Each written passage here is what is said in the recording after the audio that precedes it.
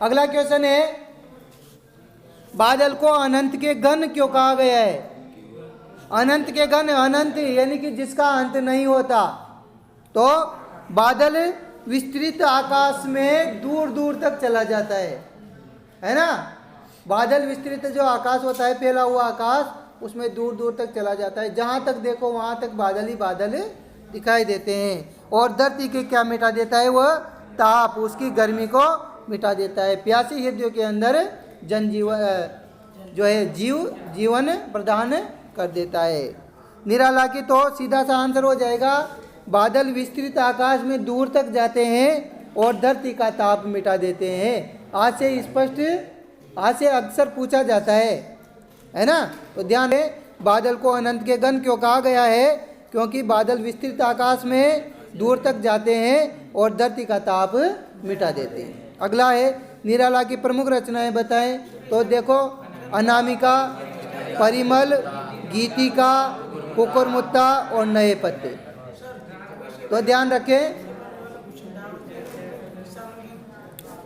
तो इसकी प्रमुख रचनाएं क्या हो जाएगी? अनामिका, परिमल, गीतिका, कुकुरमुत्ता और नए पत्ते। अट नहीं रही है कविता का वर्ण विषय क्या है? तो अट नहीं रही है जो कविता का वर्ण विषय, वर्ण का मतलब होता है किसका वर्णन किया गया है। तो उत्तर हो जाएगा फागुन के महीने के प्राकृतिक सौंदर्य का। फागुन के महीने के प्राकृतिक सौंदर्य का वर्णन किया गया है। किसमें? अट नहीं रही है कविता में। अट नहीं रही है का मतलब होता है शोभा नहीं पा रही है, शोभा समा नहीं पा रही है। आगे, जल से शीतल करने का आज से, देखो आज से वाला एक क्वेश्चन आना है आपके, आज से स्पष्ट करो, किसी भी चैप्टर में से आ सकता है। तो देखो, जल से शीतल करने का आज से क्या है? गर्मी की ऋतु के बाद बादल आकर धरती को अपनी वर्षा से शीतल कर देते हैं, है ना। सर्दी, गर्मी और बरसात। तो गर्मी के बाद बादल ही आएंगे, बरसात ही आएगी। तो गर्मी की ऋतु के बाद बादल आकर धरती को अपनी वर्षा से शीतल कर देते हैं। कवि बादल का आह्वान करता है कि वह पृथ्वीवासियों को कष्टों से मुक्ति प्रदान करके उनको सुख प्रदान करे। तो कवि बादलों से यही आह्वान करता है कि पृथ्वीवासियों को क्या कर दे? उनके कष्टों को हर ले और उनको मुक्ति प्रदान। नागार्जुन, ध्यान रखें, जल जात का क्या अर्थ है? जल यानी जल में, जात यानी पैदा होने वाला, जल में पैदा होने वाला, कमल, ठीक है। नागार्जुन का मूल नाम वैद्यनाथ मिश्र था। तीसरा क्वेश्चन, निम्न में से नागार्जुन की काव्य कृति कौन सी है? कामायनी, युगधारा, गीतावली, सूरसागर। युगधारा, कामायनी तो जयशंकर प्रसाद की है ना। और गीतावली, सूरसागर किसकी है? सूरदास जी की। और गीतावली तुलसीदास जी की।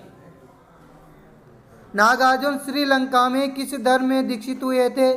बौद्ध धर्म में। श्रीलंका में सबसे ज़्यादा बौद्ध धर्म के अनुयायी पाए जाते हैं। क्यों?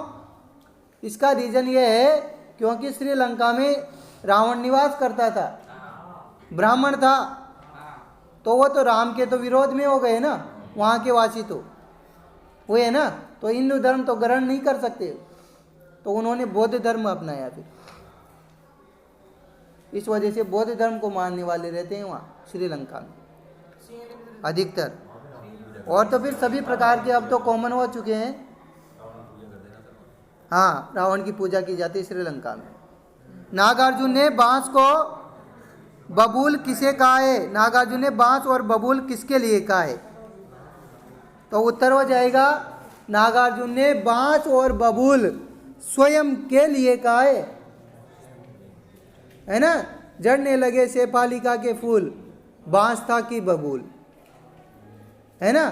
कहने का मतलब उसके जीवन में पहले दुखी दुख थे, है ना। तो बांस और बबूल किसका प्रतीक होता है? दुख का, एक तरीके से।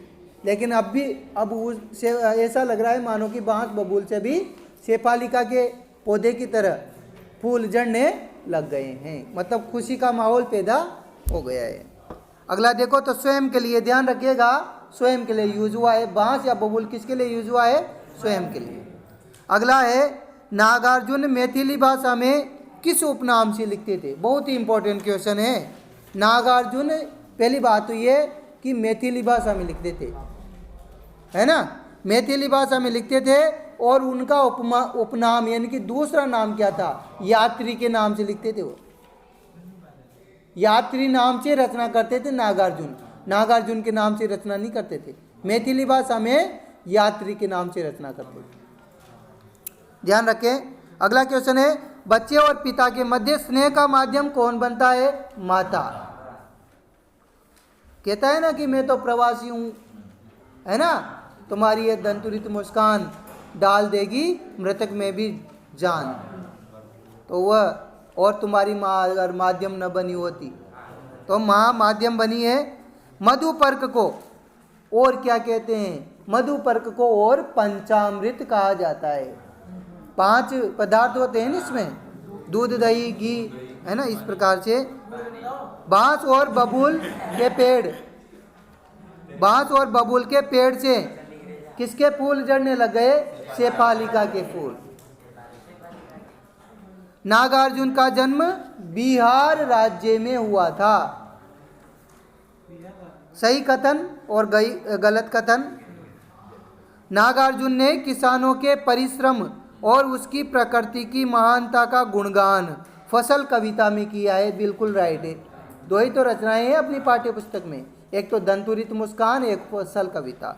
और फसल कविता में भी किसानों का परिश्रम बताया है और प्रकृति की महानता बताइए कि नदियों के पानी का जादू है ना, अनेक हाथों के स्पर्श की महिमा है, मतलब किसानों के हाथों के स्पर्श की महिमा है, उनकी मेहनत का फल है फसल। चंद्र, ध्यान रखें, चंद्र चांद का तत्सम रूप है। बिल्कुल राइट। एक तो होता है तत्सम, एक होता है तद्भव। तत्सम का मतलब जो संस्कृत में भी बोला जा सके, वही शब्द हिंदी में यूज हो सके। जैसे संस्कृत में अग्नि को अग्नि कहते हैं, हिंदी में अगर यूज हो जाए तो उस टाइम पर भी उसको अग्नि ही कहा जाएगा, कहेंगे अग्नि। लेकिन अगर उस अग्नि का मैं आग कर दूं तो हिंदी में सिर्फ आग कहा जाएगा, न कि संस्कृत में। तो संस्कृत में हिंदी में बोले जाएंगे तो वह तत्सम है, और केवल हिंदी में बोला जाएगा तो वह तद्भव है। आए बात समझ में? तो चंद्र चांद का तत्सम रूप है। बिल्कुल राइट है। चंद्र हिंदी में भी यूज होता है और संस्कृत में भी यूज होता है। आए बात समझ में? आगे देखो, नागार्जुन ने बांग्ला और संस्कृत में भी रचनाएं लिखी। बिल्कुल राइट है। बांग्ला भाषा में भी लिखी और संस्कृत में भी लिखी। दंतुरित मुस्कान से बच्चे की उम्र लगभग 12 माह की होती है? नहीं होती। अरे वो तो छोटा सा बच्चा है, 12 महीने का तो बहुत बड़ा बच्चा हो जाता है, तो गलत है ये। 12 महीने का बच्चा। देखो, कवि नागार्जुन को मैथिली भाषा के लिए कोई पुरस्कार नहीं मिला था मैथिली भाषा के लिए पुरस्कार, तो ये गलत है। अति लघु उत्तरात्मक 1-1 नंबर वाले क्वेश्चन है।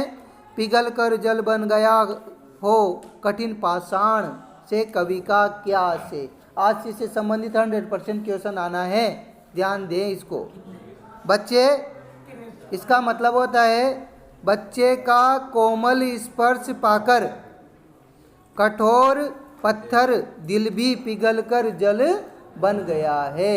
अर्थात कठोर मनुष्य के हृदय में भी कोमलता के भाव या उसका हृदय भी द्रवित हो गया है। अगला क्वेश्चन है, दंतुरित मुस्कान कविता किसके लिए लिखी गई है? तो ये एक अपने बच्चे के लिए, कवि द्वारा अपने बच्चे के लिए लिखी गई है। नागार्जुन के अनुसार फसल क्या है? नागार्जुन के अनुसार फसल हवा, पानी, धूप और मिट्टी और मानव के श्रम का संयोग है और किसान के योगदान का प्रतिफल है ना। हवा, पानी, धूप, मिट्टी और मानव के परिश्रम का और किसान के, इतने सारे का योगदान है, तब जाके किसका निर्माण हुआ है? फसल का। कवि के अनुसार हवा, पानी, धूप और मिट्टी और मानव का श्रम का सहयोग और किसानों का योगदान। किसान अलग और मानव ने भी तो योगदान किया है। कवि दंतुरित मुस्कान किसके माध्यम से देख पाया?